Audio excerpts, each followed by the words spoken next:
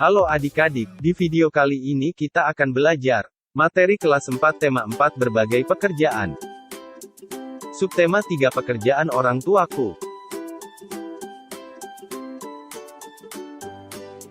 Adik-adik, sekarang kita belajar mata pelajaran PPKN dengan materi simbol dan makna sila ketiga Pancasila. Bagaimana bunyi sila ketiga Pancasila? Bunyi sila ketiga Pancasila adalah Persatuan Indonesia. Sila ketiga Pancasila dilambangkan dengan pohon beringin. Pohon beringin merupakan pohon yang besar sehingga banyak orang dapat berteduh di bawah naungan negara Indonesia. Selain itu, pohon beringin memiliki sulur dan akar yang menjalar kemana-mana. Sila ketiga Pancasila mempunyai maksud mengutamakan persatuan atau kesatuan bagi seluruh rakyat Indonesia meskipun berbeda agama, suku, bahasa, dan budaya. Sila ketiga Pancasila berhubungan terhadap perilaku kita sebagai warga negara Indonesia untuk bersatu membangun negeri ini. Berikut contoh pengamalan yang mencerminkan sila ketiga. 1. Bangga sebagai bangsa Indonesia dan cinta tanah air. 2. Rela berkorban demi kepentingan bangsa dan negara. 3. Mengembangkan sikap saling menghargai. 4. Membina hubungan baik dengan semua unsur bangsa. 5. Memajukan pergaulan demi persatuan dan kesatuan bangsa yang berbineka tunggal ika. Pada sila ini terdapat nilai persatuan dan kesatuan. Berikut nilai-nilai yang terdapat pada sila ketiga Pancasila. 1. Menjaga persatuan dan kesatuan negara Indonesia. 2. Rela berkorban demi bangsa dan negara. 3. Cinta akan tanah air. 4. Berbangga sebagai bagian dari Indonesia. 5. Memajukan pergaulan demi persatuan dan kesatuan bangsa.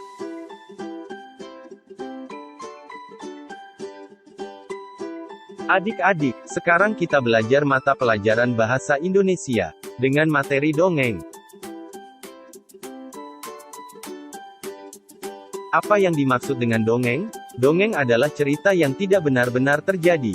Dongeng biasanya diceritakan secara turun-temurun yang mempunyai sifat menghibur dan mengandung nilai pendidikan. Dongeng harus memiliki unsur-unsur yang mendukung agar cerita itu menarik. Unsur-unsur tersebut disebut unsur intrinsik. Unsur intrinsik tersebut adalah tema, tokoh, watak, latar, amanat, dan alur cerita.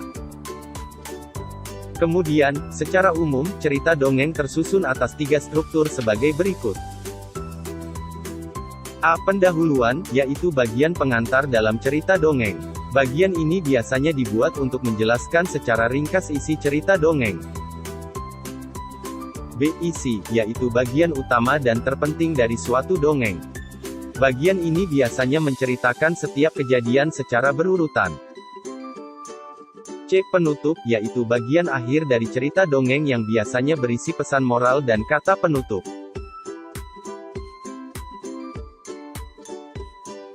Kamu tentu pernah membaca atau mendengar dongeng, bukan? Selain dituliskan dalam bentuk cerita, dongeng biasanya disampaikan secara lisan sebagai hiburan atau cerita pengantar tidur.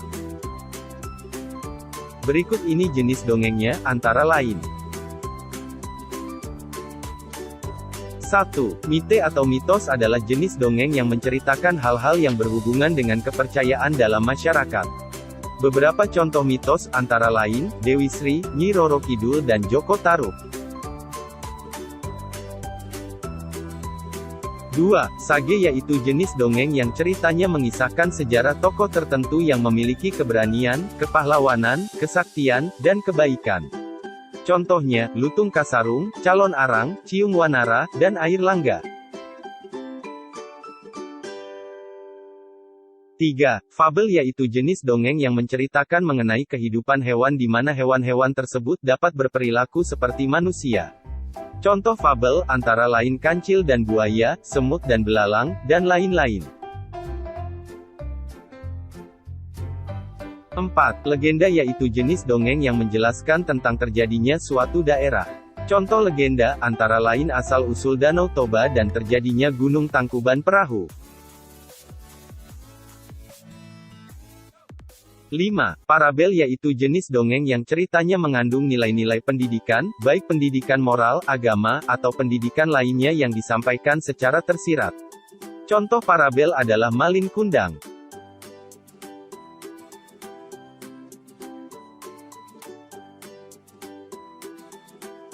Adik-adik, sekarang kita belajar mata pelajaran IPS, dengan materi jenis pekerjaan.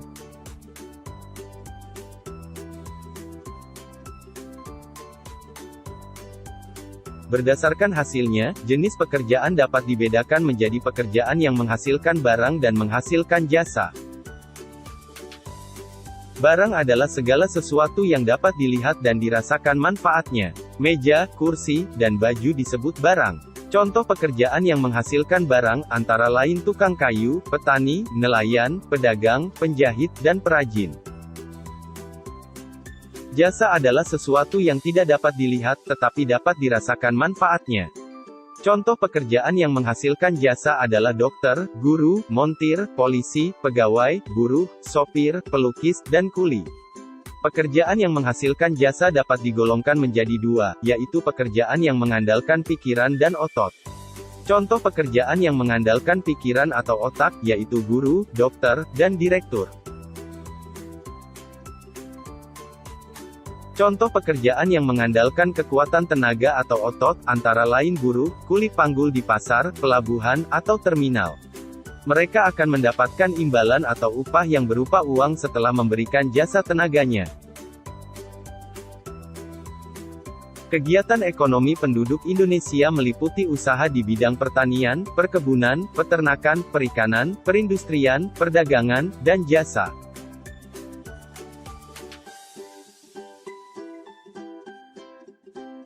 Satu, pertanian. Pertanian merupakan aktivitas ekonomi yang telah lama dilakukan sebagian besar penduduk Indonesia. Petani dibagi menjadi dua, yaitu petani pemilik dan petani penggarap. Petani pemilik menggarap tanah miliknya sendiri, sedangkan petani penggarap menggarap tanah bukan miliknya. Petani penggarap akan mendapatkan penghasilan sesuai dengan kesepakatan sebelumnya dengan pemilik tanah. Usaha pertanian biasanya banyak terdapat di daerah pedesaan dan pegunungan.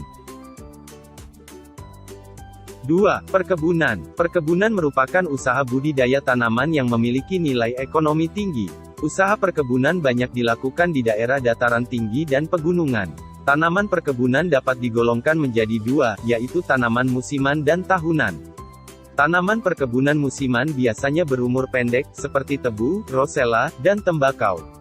Tanaman perkebunan tahunan biasanya berumur panjang, tahunan, seperti kopi dan teh.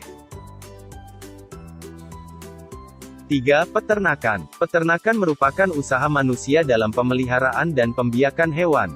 Orang yang pekerjaannya beternak disebut peternak. Peternakan meliputi usaha pemeliharaan dan pembiakan hewan ternak. Berdasarkan jenis hewan yang diternakkan, peternakan dapat dibedakan menjadi 3 jenis, yakni peternakan hewan besar, peternakan hewan kecil, dan peternakan hewan unggas. 4. Perikanan. Perikanan merupakan usaha yang berhubungan dengan penangkapan dan pemeliharaan ikan untuk memenuhi kebutuhan manusia. Penduduk yang tinggal di sekitar pantai memanfaatkan laut sebagai sumber mata pencaharian dengan menangkap ikan. 5. Perindustrian. Perindustrian merupakan kegiatan yang menghasilkan atau memproduksi barang-barang kebutuhan manusia. Pabrik diberi nama sesuai dengan barang yang dihasilkan oleh pabrik itu sendiri. Buruh adalah orang yang bekerja di pabrik. Berdasarkan besaran proses produksinya, industri dapat digolongkan menjadi industri kecil, industri menengah, dan industri besar. 6. Perdagangan. Perdagangan merupakan kegiatan yang bertujuan menyalurkan barang dan jasa dari produsen ke konsumen.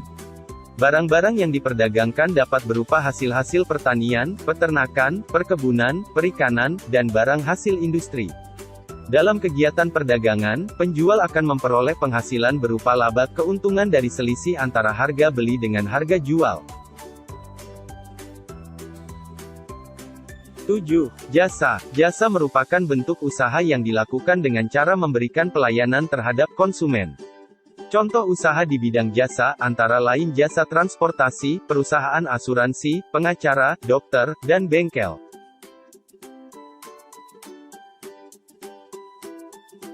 8. Pertambangan. Pertambangan adalah kegiatan ekonomi yang mengambil sumber daya alam dari dalam perut bumi. Kegiatan pertambangan dapat dilakukan dengan peralatan sederhana, seperti penambang pasir. Pertambangan juga ada yang menggunakan peralatan berat dan canggih, seperti pertambangan minyak bumi, batu bara, biji besi, dan emas.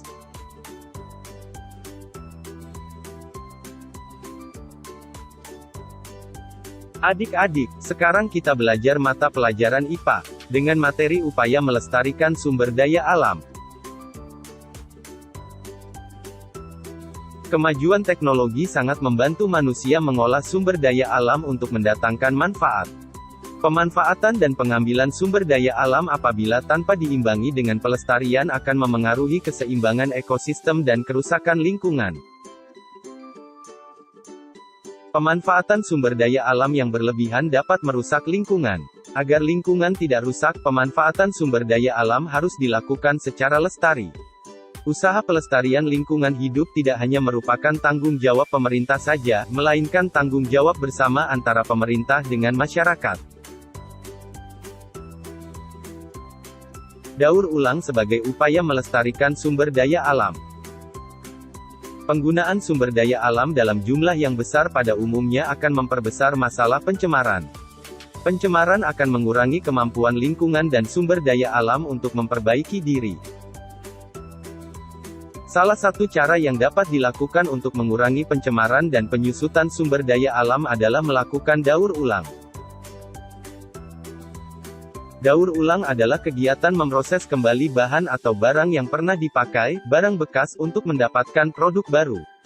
Bahan-bahan bekas tersebut, antara lain plastik, kertas, karton, kardus, seng, besi, logam, aluminium, kaleng, serbuk gergaji, potongan kain, kaca, dan kulit. Pengolahan sampah dengan konsep 3R, reuse, reduce, dan recycle, dapat dijadikan salah satu solusi dalam menjaga kelestarian lingkungan sekitar. Konsep reuse, menggunakan kembali sampah-sampah yang masih bisa digunakan. Konsep reduce, mengurangi segala sesuatu yang mengakibatkan atau memunculkan sampah. Konsep recycle, mengolah kembali sampah atau daur ulang menjadi suatu produk atau barang yang dapat bermanfaat. Daur ulang memiliki banyak manfaat. Beberapa manfaat mendaur ulang, antara lain menciptakan lingkungan bersih, menciptakan nilai pada suatu barang yang tidak bernilai sebelumnya, mengurangi penggunaan energi, dan mengurangi polusi atau pencemaran.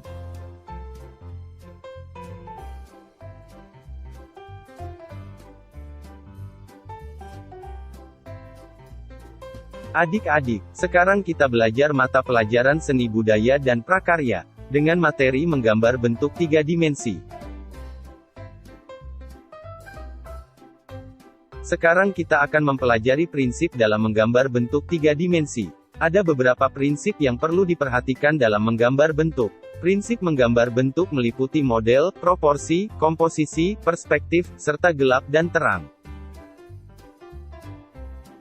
1. Model yaitu objek yang dapat dijadikan acuan untuk menggambar. Menggunakan model berarti menggambar bentuk dengan melihat objek yang digambar. 2. Proporsi adalah kesebandingan, keseimbangan, atau kesesuaian bentuk dan ukuran suatu benda antara bagian yang satu dengan yang lain. Proporsi yang tepat akan menghasilkan gambar yang tampak wajar dan tepat. 3. Komposisi adalah tata susunan yang meliputi kesatuan, irama, keseimbangan dan keselarasan dalam suatu karya seni rupa. Gambar bentuk yang baik harus memerhatikan komposisi, sehingga gambar yang dibuat terkesan seimbang, menyatu, berirama, dan selaras. 4. Perspektif merupakan prinsip dalam menggambar bentuk. Gambar yang hendaknya sesuai dengan keadaan yang sebenarnya, yaitu gambar yang dekat kelihatan besar dan sebaliknya. 5. Gelap terang akan menimbulkan efek terang di satu sisi dan bayangan gelap di sisi lain. Hal ini terjadi karena adanya sinar yang jatuh pada suatu benda secara langsung. Apresiasi terhadap hasil karya seni. Apresiasi seni adalah suatu proses penghayatan karya seni yang diamati dan penghargaan pada karya seni itu sendiri serta penghargaan pada penciptanya. Agar seseorang dapat menjadi apresiator yang baik, ia harus sadar dalam melakukan penghayatan dan penilaian serta menggunakan aspek logika dalam menentukan nilai suatu karya lewat pengamatan, tanggapan, penilaian, dan penghayatan.